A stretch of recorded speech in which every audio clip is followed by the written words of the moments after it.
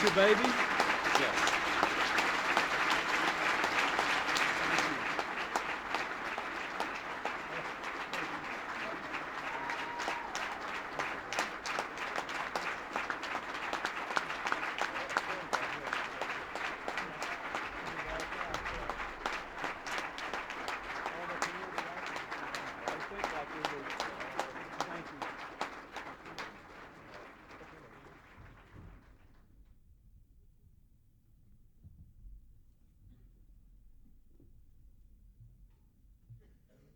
Good morning and welcome. That was some welcome for the President. Welcome to the Community Anti-Drug Coalitions of America's National Leadership Forum number 6. I am honored to welcome President Clinton and also Dr. Lee Brown, and to thank you both for taking the time to be with us this morning. The participants of this forum come together today representing over 3,500 community coalitions from every state in America and 3 territories. The size and shape of this effort and your commitment is necessary for the job at hand. It is arguably the most important task that we face as a society: to free our children, our families, schools, neighborhoods, and this great nation of ours from drug abuse, as well as all the other problems that drug abuse contributes to. Indeed, this local anti-drug movement across America is a clear indication that all of us have a role in reducing drug abuse, because all of us have a stake in the outcome. Crime, violence, health care costs, teenage pregnancy, AIDS, homelessness, education, family abuse, and for that matter, economic productivity. As highlighted by this year's conference theme, today we face new challenges for which we must enlist new partners and explore new horizons. After nearly a decade of extraordinary progress in reducing drug use, more of our youth are now using more drugs and more frequently. Why? Because they see drug use as less dangerous and more acceptable, and this we must not allow to continue. Learning and leadership are key to reversing these recent reversals. What we have learned is clear and unequivocal. Drug use is a preventable behavior, and drug addiction is a treatable disease. There is no single nor simple quick fix solution to the problem. But the evidence shows that a comprehensive strategy to reduce both the supply and demand for drugs can and does succeed over time. And the focal point for these strategies must be our children. 90% of current adult cocaine users, for example, started using drugs as teenagers. 50% before their 16th birthday. Drug abuse begins one kid at a time, and prevention must work one kid at a time. Leadership catalyzes action and solutions. The personal leadership of Alva Chapman, my very good friend, created this organization in 1992 that we now call KEDCA. Marnie Valit and Jim Koppel's leadership have moved KEDCA into a new and aggressive era, supporting its members through work in public policy, technical assistance, membership services, and the implementation of a national community strategy, of which you will hear more about this morning. Leadership also by the Robert Wood Johnson Foundation and the James S. and John L. Knight Foundations, along with KEDCA's other private funders, make it possible for us to do the job that needs to be done.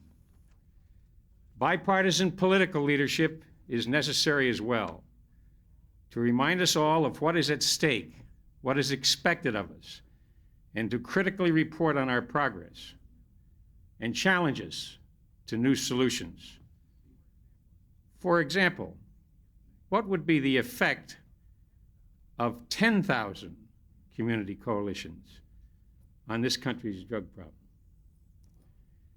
Following your speech, Mr. President, these participants will be going to the Hill to visit with their members of Congress about their issues and concerns related to the substance abuse and to ask for their leadership. And finally, speaking of leadership, it is now my great pleasure to introduce the tireless director of the Office of National Drug Control Policy, my colleague and very good friend, Dr. Lee Brown.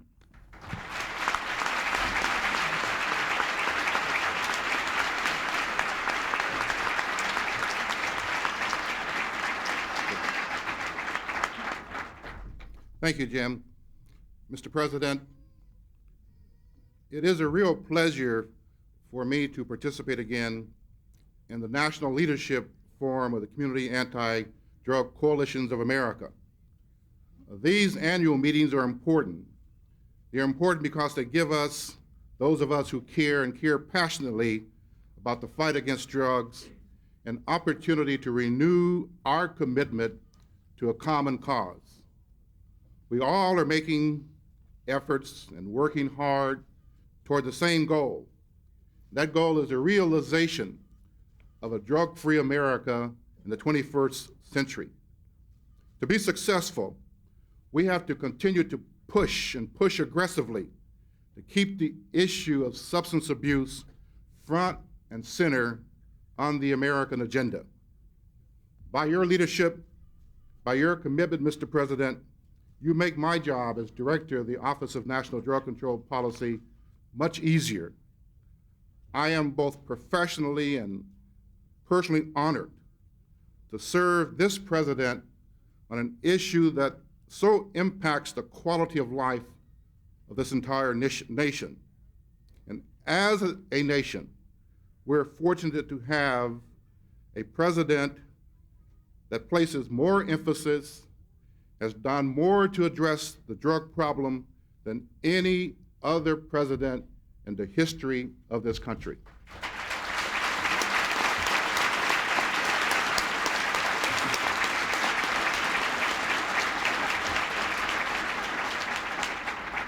And Mr. President, you should know that the Red Ribbon campaign that you kicked off in Maryland last month is now exceeding our expectations.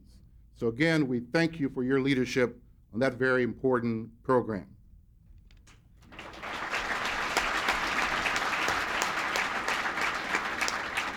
We face many challenges in the days ahead, but we must remember that the potential rewards are great.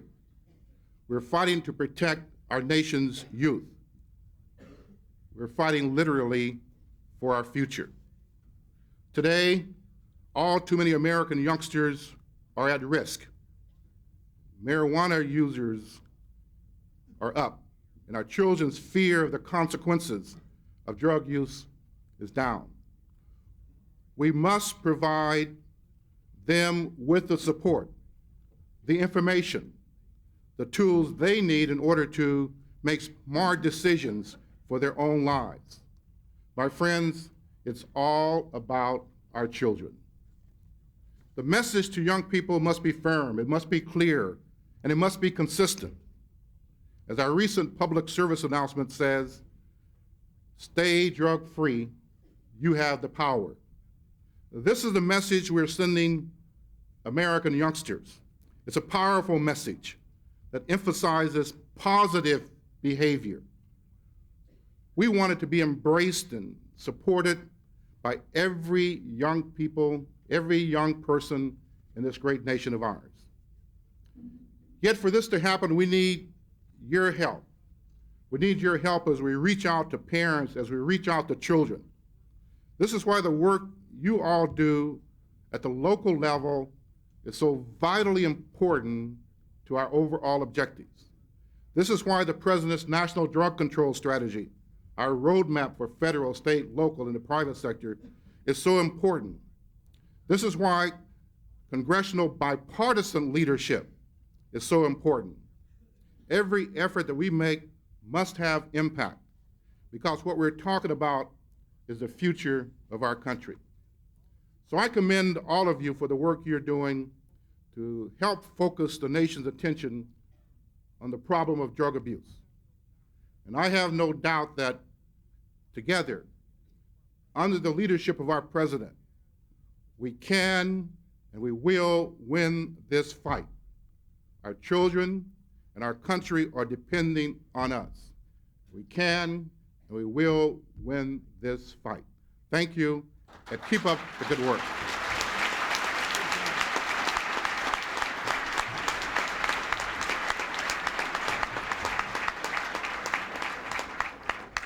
Thank you, Dr. Brown. Mr. President, Community Anti-Drug Coalitions of America is launching today a national public awareness campaign called Working Together to Save Lives. This campaign will put on the wrists of millions of Americans bracelets designed to memorialize the nearly 35,000 victims who lost their lives because of drug-related activity in this country. That statistic is just for the year 1992. As you know, Mr. President, we lost nearly 60,000 lives in the war in Vietnam. If we were to erect a memorial to drug-related deaths in this country similar to the Vietnam Memorial, we would need to erect a memorial every 2 years. The pain of drug abuse and addiction permeates violence and virtually every other social, health, and economic problem facing this country, eroding the quality of life for all Americans. Each bracelet will be adapted to have a victim's name engraved on the front as well as the date of his or her birth and death. The personalized information will put a human face on the issue and be a constant reminder to policymakers, community leaders, and the nation as a whole that this issue is real and it costs lives every day. It is a tragedy, Mr. President, at a time when we are facing enormous cuts in programs aimed at saving lives, that we should have to remind the American people that the number 35,000 will only increase if we do not begin today to work together to save lives. Today, Mr. President, we have with us families of victims of drugs and drug-related violence as a vivid and living testimony to the destruction caused by drug abuse. The memorial bracelets worn by these family members will serve as a symbol for those victims. It is a symbol that reminds us of the critical need for our nation to work together to save lives and continue to fight substance abuse and violent crimes. This symbol, and those of us who wear the symbol, proclaim to this nation that the victims of drug abuse and drug-related violence cannot and will not be forgotten. Mr. President, with us in the audience are Mr. and Mrs. James Harris, parents of a 4-year-old, Andrea Harris, who was killed August 26, 1991 by a drunken driver. Also with us are Patricia and Scott Gilbert, the mother and brother of Jeffrey Michael Gardner, who died on June 12, 1995, after several of his friends huffed gasoline and smoked marijuana to get high. I wear on my wrist, Mr. President, the name of Calvin Horner, a young man from my former community, Wichita, Kansas, who in 1992, after spending several months seeking drug treatment that could not be found, was shot in a gang-related act of revenge. And with us on our stage today is Lori Plank, the widow of Maryland State Trooper Edward A. Plank, Jr., who was slain by a drug trafficker on October 17, 1995, just 2 weeks ago. Today, Mr. President, we offer you a special presentation that captures the meaning and power of today's announcement. If you and Mrs. Plank would please come and stand together.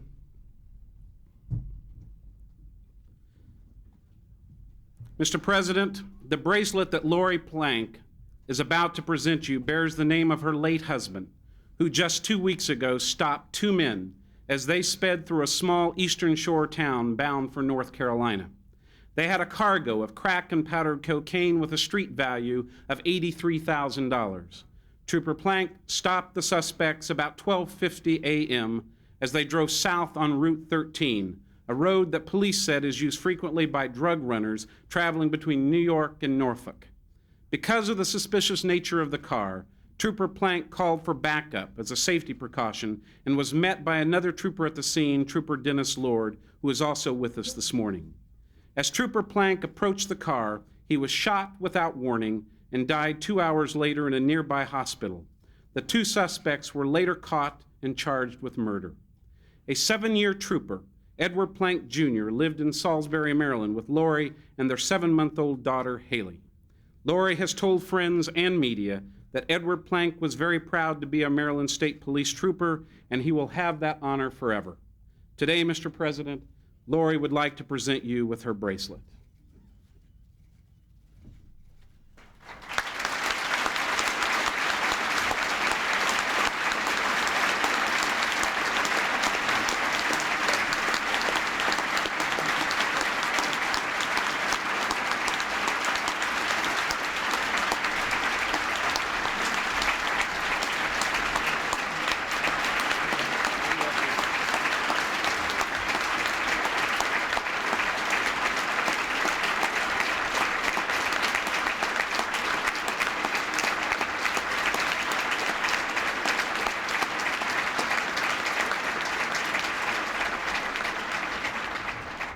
Thank you, Lori. Thank you, Mr. and Mrs. Plank and Haley, for being here. Mr. President, thank you for being here on this special occasion and giving us your encouragement and leadership. We appreciate all that you do for us. Thank you.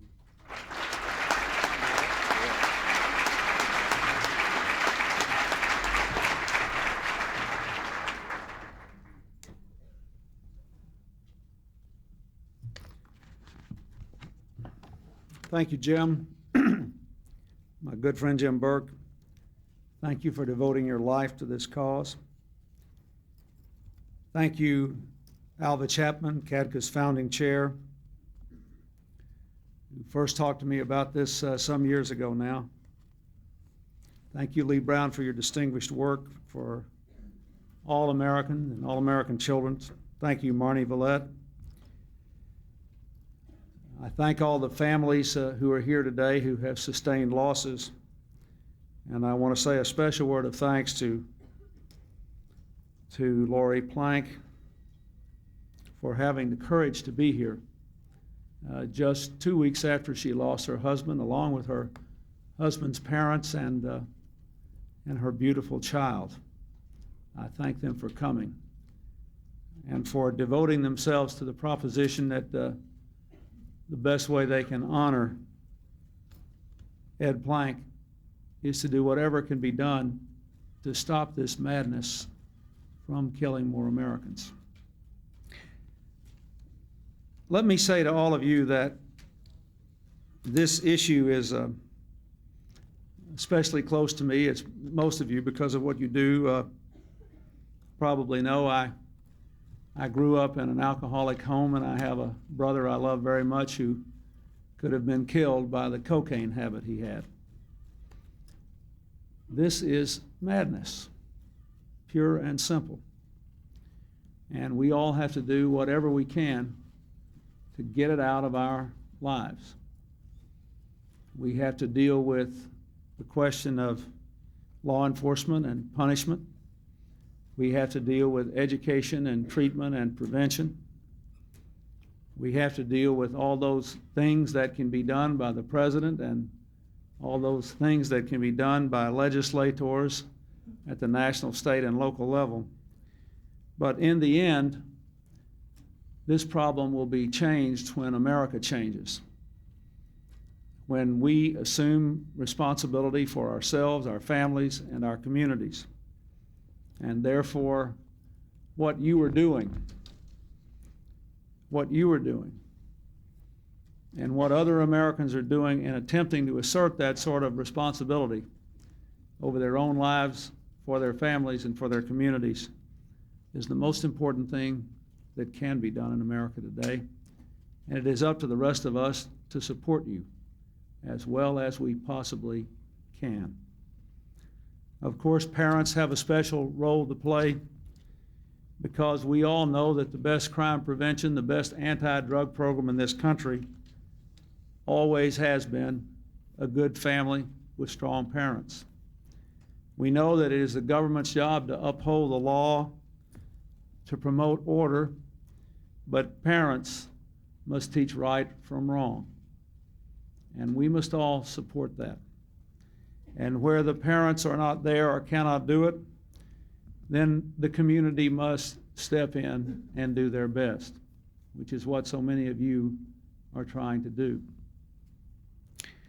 I want to say again that I thank Lee Brown for the work he has done to get the urgent message out to our young people that they are wrong if they think that drug use is not dangerous as well as illegal, and that they have the power to do something about it.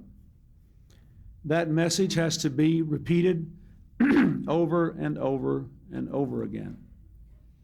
It is one of the cruel ironies of this battle that drug use is stabilized or is actually declining among young adults, but casual drug use, especially marijuana, continues to go up among teenagers. We have to get that message out there. We owe it to the generation of young people, some of whom are in this audience today. I also want to say that we know that here in Washington, there are things that we can and must do to try to deal with the problems of the drug supply, as well as the law enforcement problems in our country. And we have developed a strategy to tackle this problem from top to bottom. We began by taking on the notorious Cali cartel, the biggest drug cartel in the world.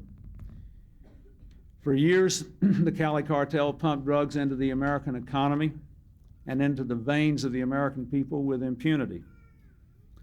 But after years of operating largely untouched by Colombian law enforcement, I am proud to say that 7 of the 8 top drug traffickers in the Cali cocaine cartel were arrested by Colombian authorities with our support and cooperation in 1995.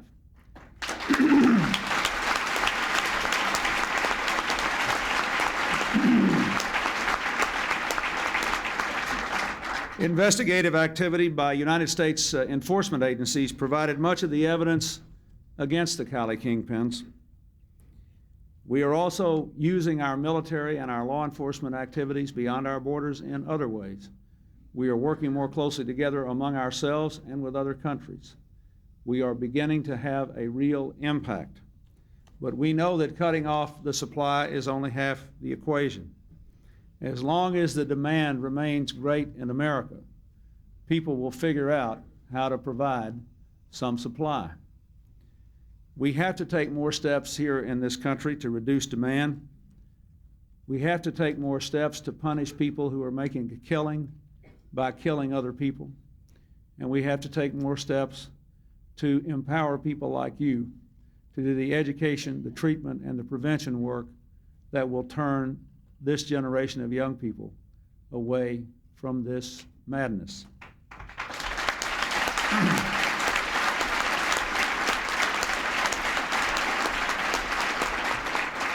A year ago, with the enactment of the crime bill, we attempted to give the American people the tools they need to do what has to be done here at home.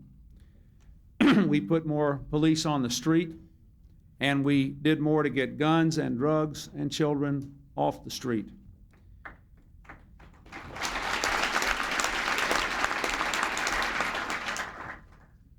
The 100,000 police commitment of the federal government is running ahead of schedule and under budget. The crime rate is down in almost every state in America in no small measure because people are out there in uniform, walking the streets in the communities, doing what they can to help prevent crime.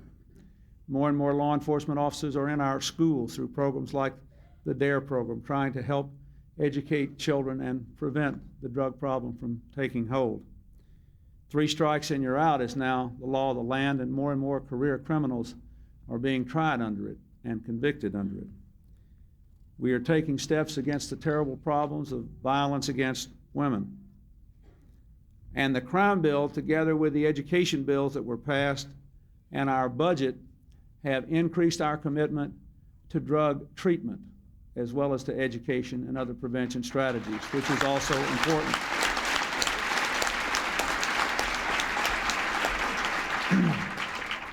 Throughout, there has been an emphasis on community empowerment. If you think about what your national government does directly, well, we do the national defense directly. We do some law enforcement directly, We do some things directly through the mail, the Social Security checks, the Medicare checks. But a lot of what we do in the form of education, in the form of protecting the environment, in the form of promoting law enforcement and safe streets, in the form of growing the economy, a lot of what we do in partnership with individuals at the community level. And we have tried to focus on that very sharply. So we tried to bring down the size of the federal bureaucracy, but to increase the commitment of the federal government at the grassroots level, so you could do what needs to be done. You know, this is beginning to work. We know that for the first time in a long time, as I said, the crime rate is down. There is a greater responsibility ethic in the country. There's a stronger sense of family in the country. There's a stronger sense of community in the country. In addition to the crime rate being down, you might be interested to know that over the last 3 years, the welfare rolls are down, the food stamp rolls are down, the teen pregnancy rate has come down 2 years in a row, and the poverty rate is down. Child support payments are up 40%, and the college loan delinquency rate is down by 50%. There's a real sense that this country is coming back together around core values, and that's very important.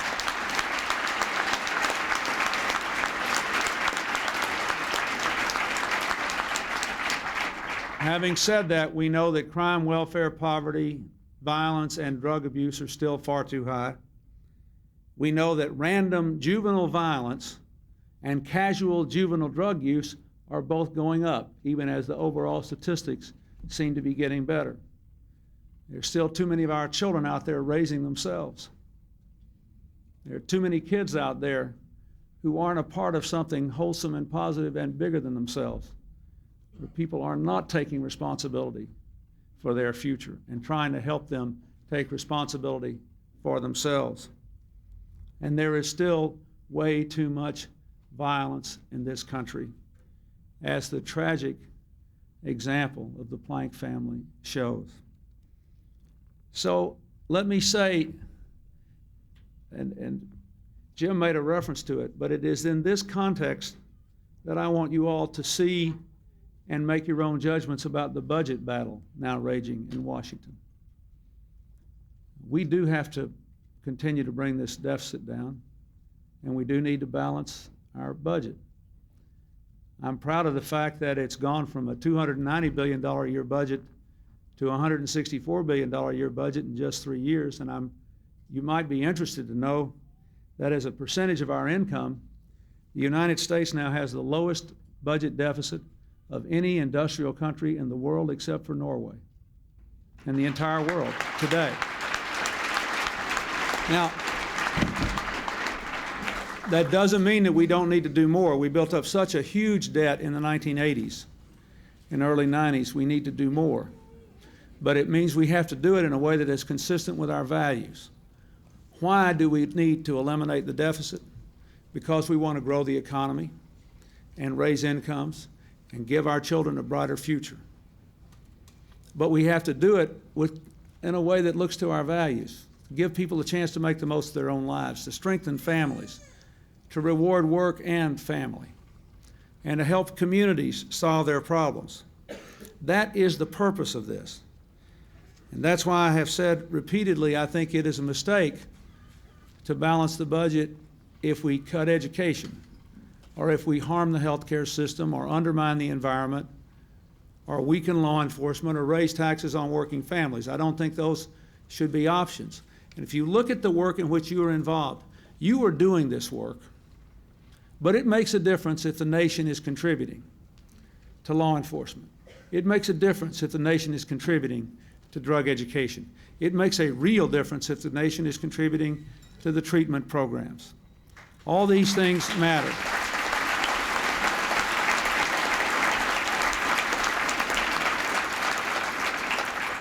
We simply cannot balance the budget in a way that puts our children at risk or that weakens our resolve to fight the drug problem. And we do not have to do that. We cannot walk away from the fight against drugs and violence we have to walk right into it. If the Plank family, bearing the burden of their grief, only 2 weeks old, have the courage to come here and stand up for making America a better place to live, a drug-free place to live, a violence-free place to live, if these other families that have sustained their terrible losses have the courage to come here, surely the rest of us can have the courage and vision and wisdom to say we can deal with our budget problems in Washington without walking away from our values and our responsibilities.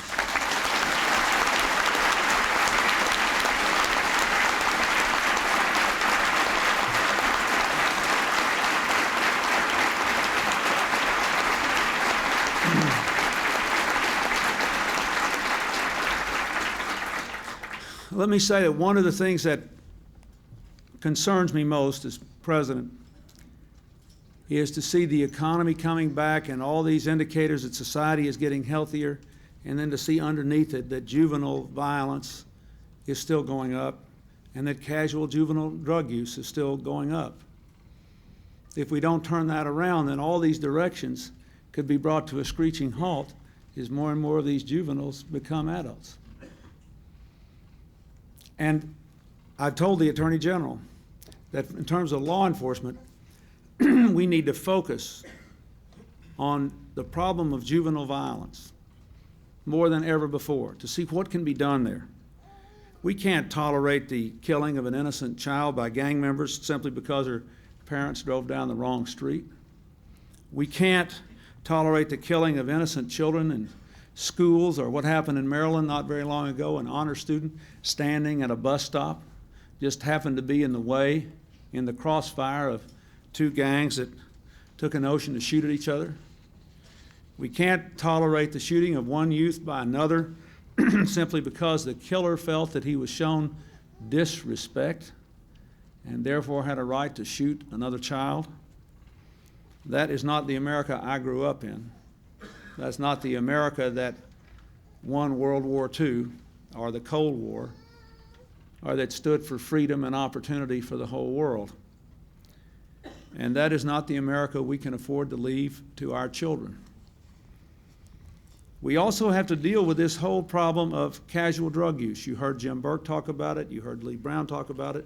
There's a lot of evidence that young people simply have, starting in about 1991, began to believe that some kinds of casual drug use simply weren't dangerous and didn't have to be countenanced very seriously.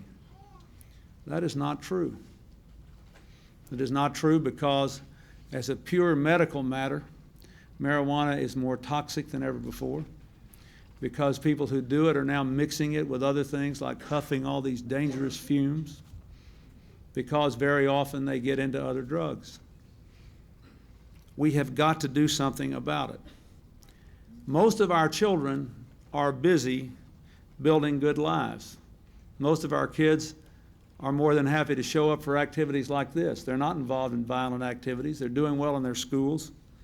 They, I would say, should be applauded. I think that we forget sometimes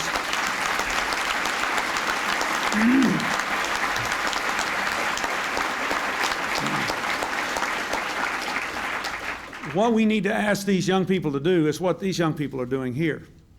If the kids are doing well, and the vast majority are, if the kids are emphasizing the importance of staying in school and staying drug-free, as the vast majority are, we need to ask more of them to do what these young people are, to be an example to their peers, because many of them can have far more influence over young people their age than the rest of us old fogies can.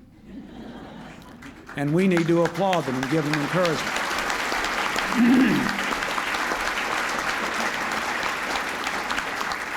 The other thing I want to say, just to reemphasize what Jim Koppel said and what Jim Burke said, we need every community in America to be a part of this alliance. Every community in America should have a group that's a part of this alliance, because we know that we can make a difference. It is simply not true that you cannot whip this problem. And a lot of you are living evidence of that. The citizens of Pierce County, Washington, for example, who have the Safe Streets campaign to combat illegal drug and gang activity and violence that accompanies these problems, They know their efforts are making a difference.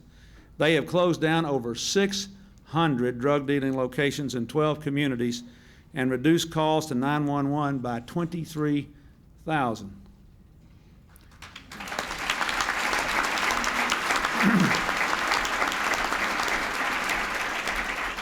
Not just an urban problem. Hamilton, Missouri citizens are banding together using such innovations as an youth peer court and conflict mediation beginning in the 4th grade to educate and empower young people. There's a lot of things you folks are doing that are working. And as I look out at this whole array of energetic, wide-eyed, upbeat, positive people, I think to myself, the real problem we have in America is that we have not learned yet to figure out how to take a solution that works in one community and put it into every community which is not doing anything. So I want to say to you, I want you to keep up the good work, but we have to find a way to say to every community in America, if something is working somewhere else, you're really doing your children and your future a disservice if you haven't done it in your community. Every community in America should be a part of this alliance.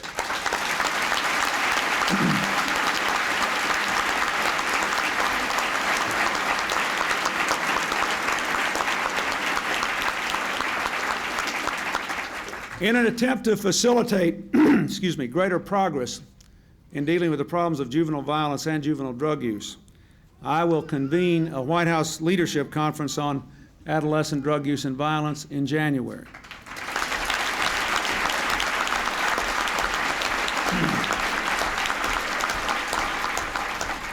We want to bring together people like you to highlight successes in local communities, and we want to help you build a true national coalition to combat drugs and violence. You'll be hearing more about that in the coming weeks. One of the things we want to highlight is the positive role the media can play in the fight against drugs. Every day, as many of us have said, the children of this country are bombarded with messages that tell them it's cool, sexy, attractive to drink and smoke and do drugs. But conversely, let's not forget that the media can also play a very positive role in influencing the attitudes of our young people about the harmfulness and the unacceptability of using drugs. The Partnership for a Drug-Free America, which Jim Burke has led so ably, has proven that over and over again. The media has donated over $2 billion in support of partnership anti-drug messages on television and radio and print and outdoor billboards. Lee Brown has been able to enlist the support of a number of sports and television celebrities in new TV and radio public service campaigns, spots aimed at our nation's youth, telling them they do have the power to stay drug-free. So these messages are working to change attitudes. They can make a difference. So what I want to say is, just like I want every community in the country to have an organization that's a member of CADCA, and I want you to go out to all of them and get it done. Just as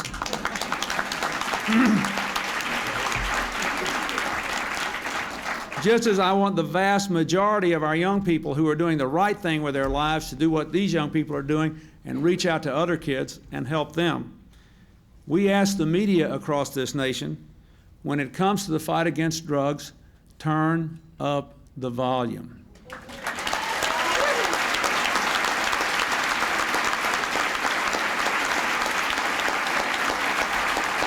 Now,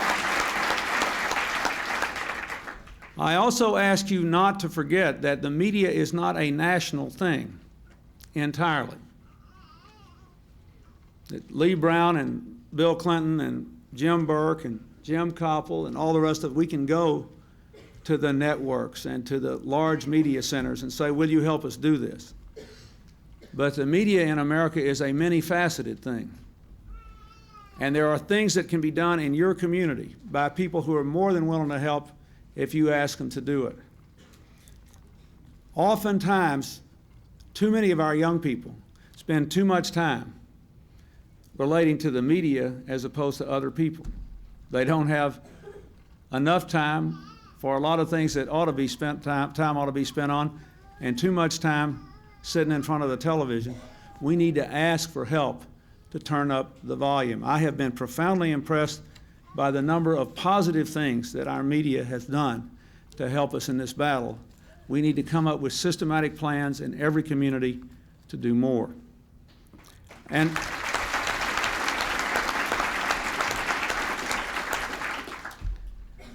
so that's it. I feel pretty good about the future of this country. I see and you should too. This is a very great country. We go through difficult periods from time to time. We will always have some bad people, as any society does. There will always be a measure of tragedy, as is the lot of human nature, as the Scripture teaches us. But America is coming back together. America is moving forward economically. But America dare not forget that our children are the future of this country. And if we want America to be the strongest, greatest nation in the world in the 21st century, we have got to stamp out this madness. And you have to do your part. I have to do mine. In the end, we know that what you do to get people to take control of their own lives, their families' lives, and their community lives will tell the tale. I think we are moving in the right direction. We know we've just got too many kids out there that are still raising themselves, and we have to help that. But if we do it, we can make the service and the sacrifice of people like Trooper Plank a shining memory in the life of our country. We owe it to them. Let's deliver. Thank you, and God bless you.